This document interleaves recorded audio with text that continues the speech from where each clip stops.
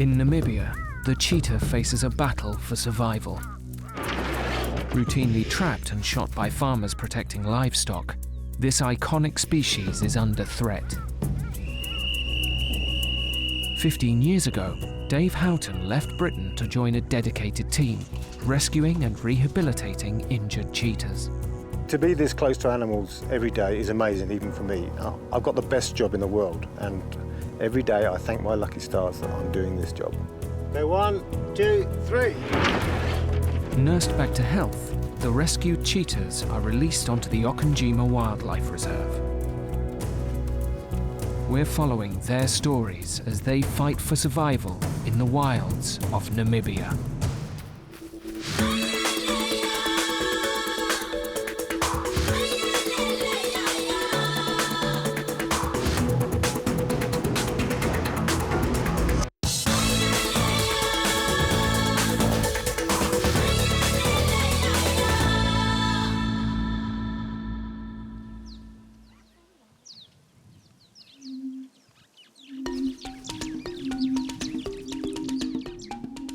The Okanjima Reserve in central Namibia.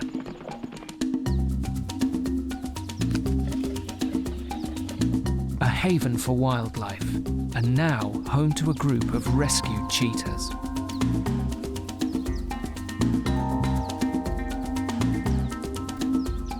Orphaned or injured as youngsters, this group spent years in captivity and were only released after a lengthy recovery process. But while they've begun taking their first steps towards freedom, another rescued cheetah lies unconscious. A huge question mark hanging over his future. 7-month-old cub Quattro was seriously injured after being hit by a car, and X-rays revealed 4 fractures in one of his legs. It probably is a traumatic injury, but it doesn't make a hell of a lot of sense. It's a very strange fracture. It's now more complicated. It's right up the top there, by the elbow. So unless that's pinned and it's not going to hold it steady, then basically it's not going to work.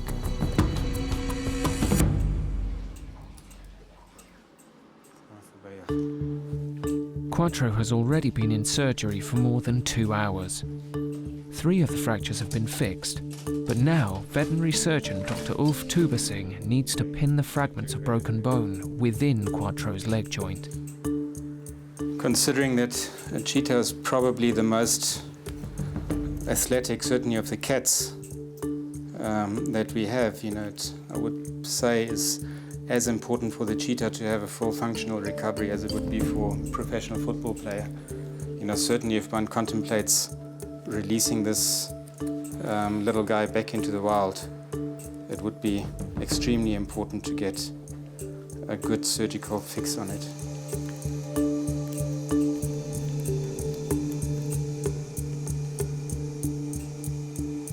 It's fractured in multiple spots. It isn't quite as easy as it may appear on. This is a one-time only operation. If Quattro's leg can't be pinned successfully on the first attempt, he'll have to be put to sleep. From looking from the outside, it looks like, certainly what I can see, the fragments are in position. Theoretically speaking, we should have nice alignment, but the X-rays will show. At only 7 months of age, Quattro is still growing, so his bones should heal well, if they've been correctly aligned. We had 1, 2, 3, 4 fractures. This fragment here is where the muscles are on. The pin is in there, but we've put a figure of 8 wire around to pull this in place, and this here at the bottom is just literally putting the pin in to roughly keep it in position. And this will just basically grow, that grows calcify and grow that together, is, now I must just... After a detailed examination, Ulf delivers his verdict. Looks good. I would say the prognosis is actually quite good for this cat. It's great news, not just for Quattro, but for the entire cheetah conservation effort. Here in Namibia, we have a quarter of the world's cheetah population, which is, a lot of animals, endangered animals, and just saving one is helping the population rise and to keep them, steady and safe. Quattro will have to be confined while his leg heals, but all being well, he should make a full recovery. I'm feeling a lot better now. Now we've just got to keep the cat nice and calm and don't let it run around for the next 6 weeks or so. Yeah, a lot happier now.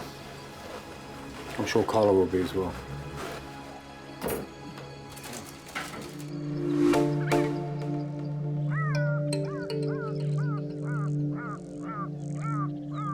It will be some time before Quattro can join the other cheetahs in the rehabilitation program. But while he waits, the gates are about to open on another of the program's success stories. When 5-year-old male Cyclops was darted so the team could examine a major eye problem, there were fears he might have to undergo surgery. If you look at the normal eye, you can see it's a certain size. If you have a look and compare the two eyes, you can see this is a larger eye. You can actually feel it as well and feel there's a certain amount of increase in pressure. The eye is swollen. Despite his eye problem, Cyclops was given the all clear. And Dave could look forward to releasing him onto Africat's 40,000-acre reserve. He's kind of got a special place in our hearts, and we hope that he does well, and we can get him out there as soon as possible, back where he belongs. It will now be down to Dave to coax this notoriously elusive cat out of his enclosure so he can begin his new life in the reserve. He's a lot wilder than the other guys, so it's basically going to be a quiet affair. I'm just going to open the gate, let him see his bowl, put it down, and then hopefully he'll come out, and I'm going to back off.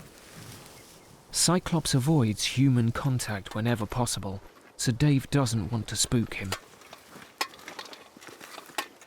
The gate's open, I'm going to whistle now and see if he'll come.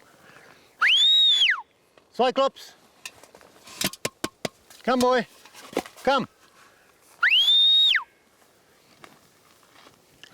Despite Dave's encouragement, Cyclops stays rooted to his hiding place beneath the tree. Another option is to kind of chase him out, but we don't want to do that, because that just gets him stressed, and and there's always a chance he runs into the fence. In the past he comes to the bowl for his food, so there's no reason why he shouldn't do it now. Dave remains patient, and after a few minutes, Cyclops makes his move. Come on, boy, you can do it. Still aware we're here, I think, but he's coming to investigate the first bowl. Now he's going to lay in the shade. In the wild, cheetahs can eat more than 15 kilos of food in one sitting, and then go several days without eating. So far, it seems that Cyclops would rather go hungry than risk trouble.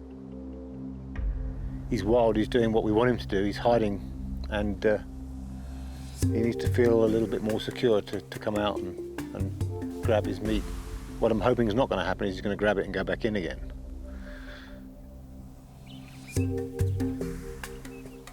Cautious as ever. Here he comes.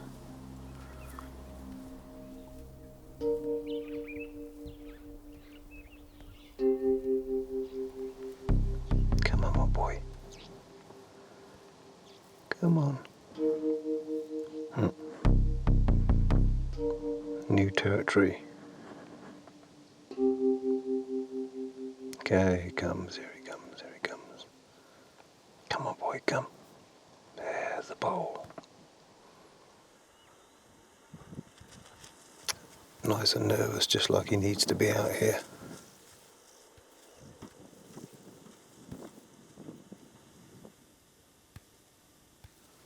Almost at the bowl.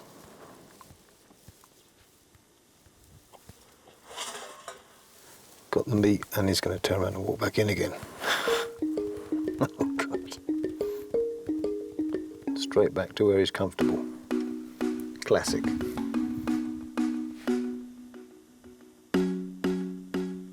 It looks like Dave will just have to be patient. I am a little bit frustrated, but, you know, I saw him come out, so I know he can do it, but he did go back in again. So I'm pretty sure, you know, he's going to be fine. He's going to find his own way out. I mean, he kept looking at me, so he knew I was here. Once I drive off, he will then know I've gone. So he can do it in his own time. I don't want to force him out. I don't want to, you know, don't want him to stress out in any way. Dave leaves, and the crew place motion-sensitive cameras at the gate of the enclosure. Once they've gone, Cyclops is left to weigh up his options. After 18 months in captivity, he's a whisker away from freedom. In front of him, a 40,000-acre reserve with a ready supply of food. All he has to do is walk through the gate to freedom.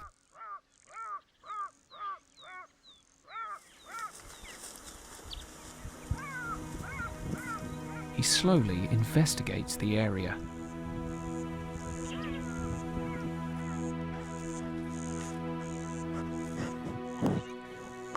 And once he's convinced it's safe, he heads off to start a new, exciting chapter in his life.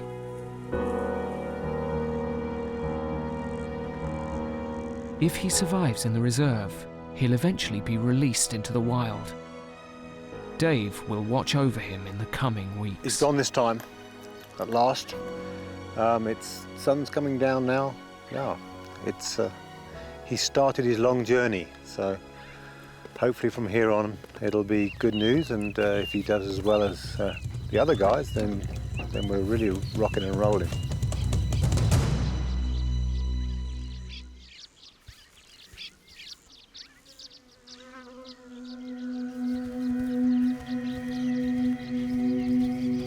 The Okanjima Reserve plays host to a number of species, but Director of Park Research, AJ, has recently discovered one that few people will have seen in the wild.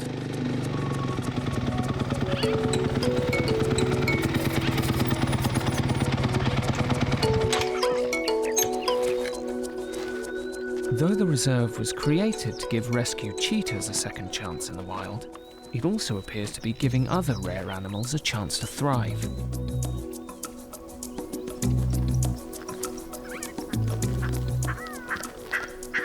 We're right at the entrance of a brown hyena den. Now, very rare to find, and we were lucky to stumble onto it, because that's what we did, we stumbled onto it. There are thought to be fewer than 8,000 brown hyenas left in the wild. To discover a den site where potentially a mother could be raising pups is a remarkable find. But basically, if you look down here, you can see the actual main entrance that the hyenas use in and out, in and out. Now, the amazing thing is, just looking at the size of that hole, if you think of a brown hyena being the size of your average dog, and to see that animal going through a hole like that, it was quite something else. When AJ first discovered the den, he couldn't be certain that it belonged to a brown hyena family. It was only after placing motion-sensitive cameras around the site that his suspicions were confirmed. But when I looked at the hole, I thought that the hole was a bit small. And then I thought, no, it's too small for a hyena. But I put up my cameras, and then 3 days later, to a very great surprise, I found a hyena den. AJ has been compiling a library of footage from the site, which provides a unique insight into the lives of these fascinating animals.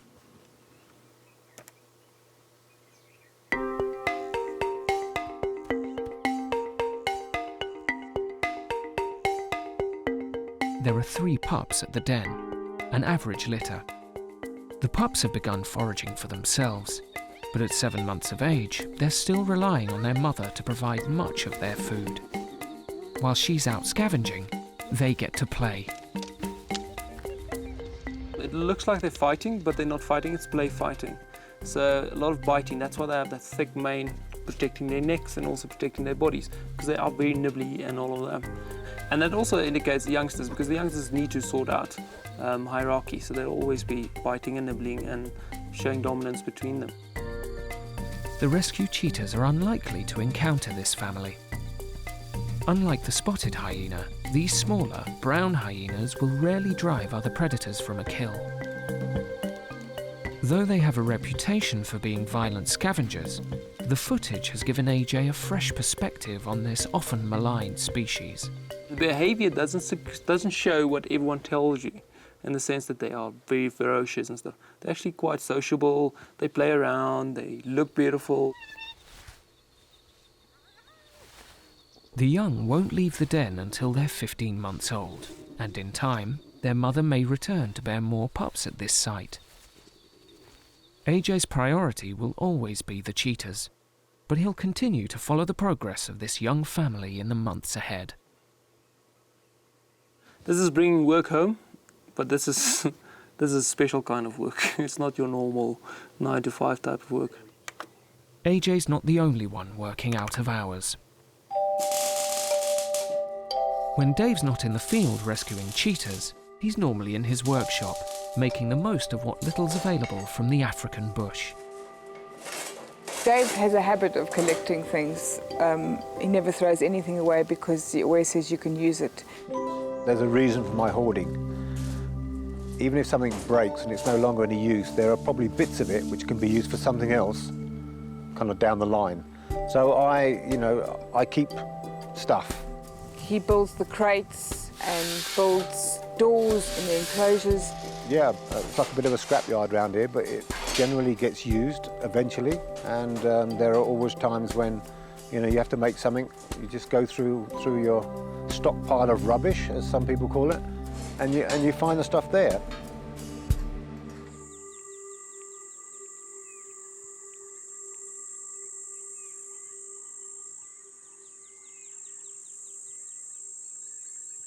As the sun goes down over the Okanjima Reserve, injured cheetah cub Quattro is making use of Dave's handiwork, recovering in one of his homemade crates. It's a purring eating noise.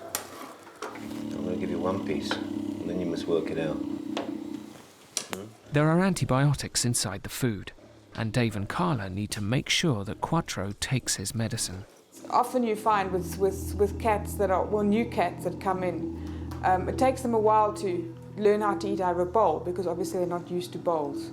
But once he's done it once, he's gonna figure it out. Get it right. Get it right. Come. Come on. There we go. With some gentle coaxing, Quattro eventually takes some food, but his purring isn't a sign of contentment. Just like the domestic cat, cheetahs will purr when nervous or in pain. As you can see, Quattro I think he's obviously still a bit traumatised, obviously. I mean, I'm sure his leg's hurting him. That's okay, baby. I say put this end to the door, it's fine. Quattro will need to rest for at least 6 weeks while his injuries heal, but Dave and Carla have prepared some space to allow him a little freedom. Okay, we just moved the crate in for Quattro. I want to lift this door out now. This one's wired up, so he can go out there whenever he pleases, and I don't want to force him out, and especially if we're not around, he can go out in his own time. It's a lot less stressful for him.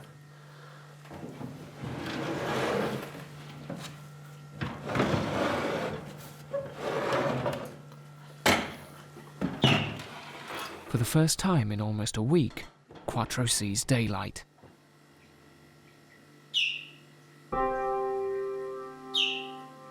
And he begins calling. That's a slightly bigger, wide world out there. He's calling, so we think he was with other cheetahs, other siblings, which he's calling for, which is a bit sad, but he will get over it, as we've seen in the past.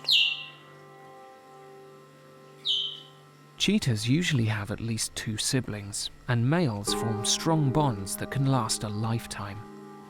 Shame, he's really lonely. without his family.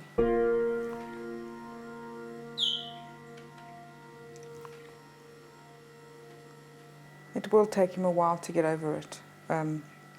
They do call for a few days, but they do get over it. And then he'll only know what it's like to be a single cheetah, sadly. If Quattro makes a full recovery, he'll have a chance to form a coalition with other rescued cheetahs before being released onto the reserve. Until then, he'll have to adjust to life alone. But Carla and Dave will help where they can.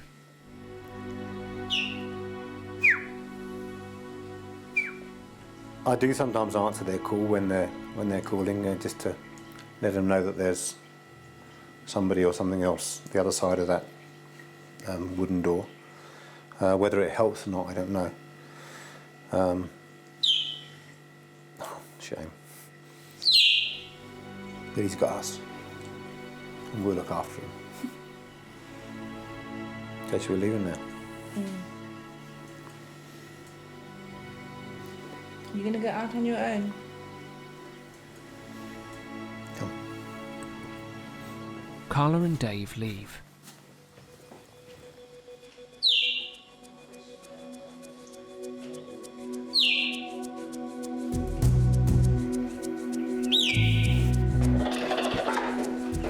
And eventually, Quattro takes his first nervous steps outside.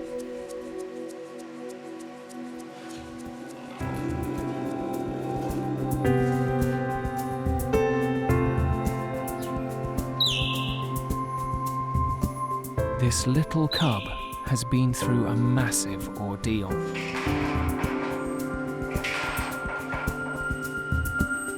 But thanks to Dave and Carla, his survival is assured.